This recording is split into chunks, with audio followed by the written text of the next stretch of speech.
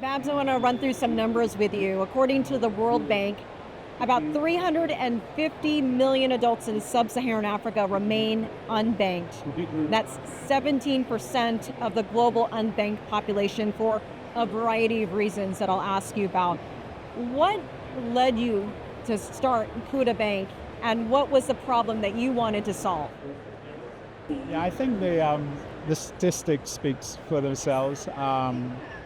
We saw an opportunity to do something quite special in terms of making financial services more accessible to an African audience.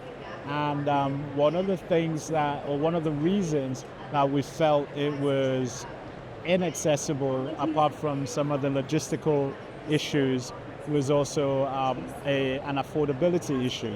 So our ethos was really to create a financial institution that could offer financial services that was both accessible and also affordable. The UN's Economic Commission for Africa points to a significant increase in financial inclusion across the continent, largely due to the adoption of mobile money accounts.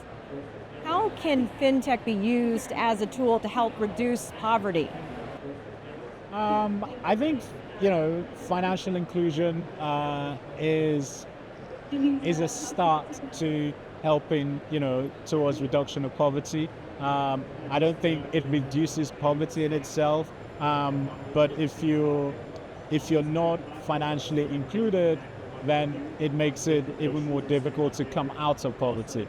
So I think fintech has done a lot in terms of leveraging technology to bring financial services right to everybody's doorstep.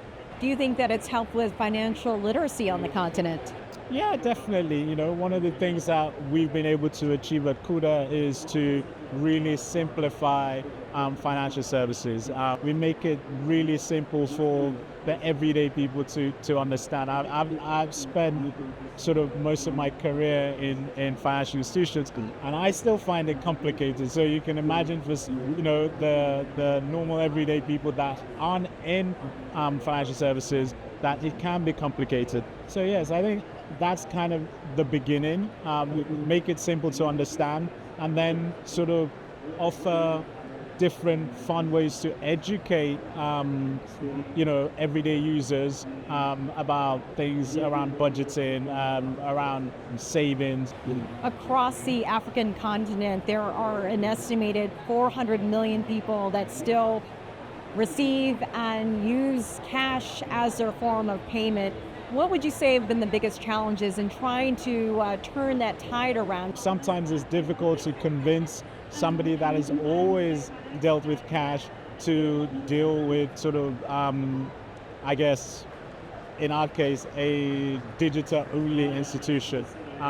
So there is a challenge, and as I said, there is an education challenge.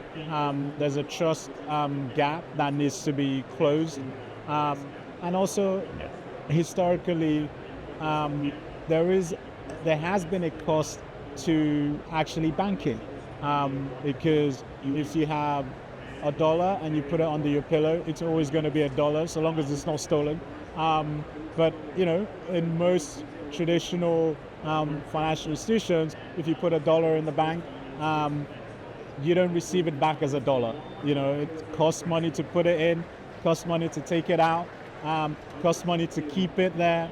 So, when there is sort of this low trust, and when there is a very sensitive sort of attitude towards pricing, it becomes more difficult if you keep taking from the little that they have. So the tide is changing, but there's still a long way to go.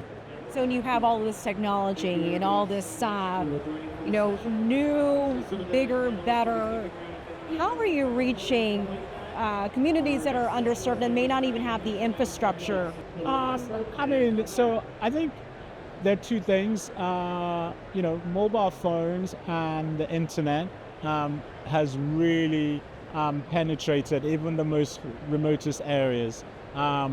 So in Nigeria, for example, there are more mobile phones than there are people, so the internet penetration, mobile device penetration is relatively high.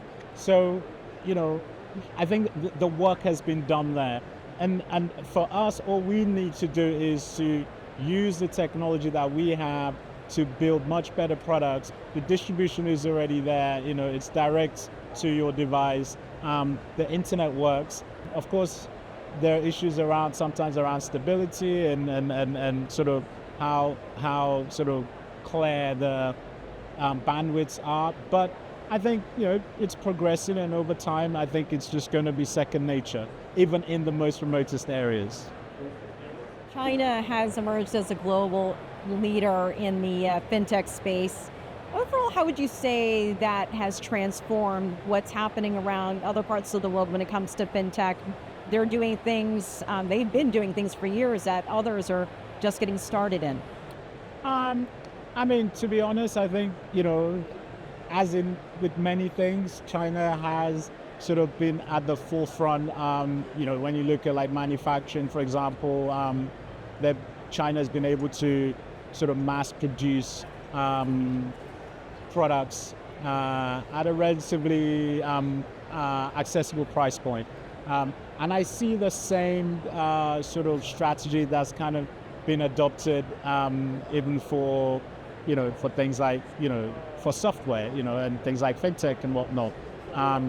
So it's not a surprise. I do think, there's innovation across the world, across board. And I think it is, there's a lot of value in what is being done and some of the strides that have been made in the region for sure.